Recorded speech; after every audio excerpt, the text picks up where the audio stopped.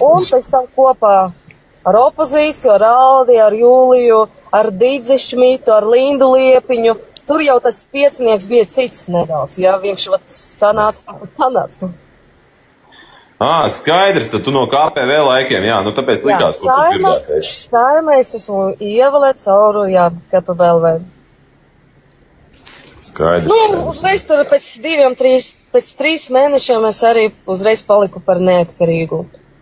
Jo man, diemžēl, bija pieredze, diemžēl, paldies Dievam, ka man bija pieredze, es jau redzēju, ar ko viss tas beigsies. Es vienkārši neturēju laiku, nemaldināju sevi un nenodarbojos ar divkosību jau, ka mums ir tur sēdēji eksperti.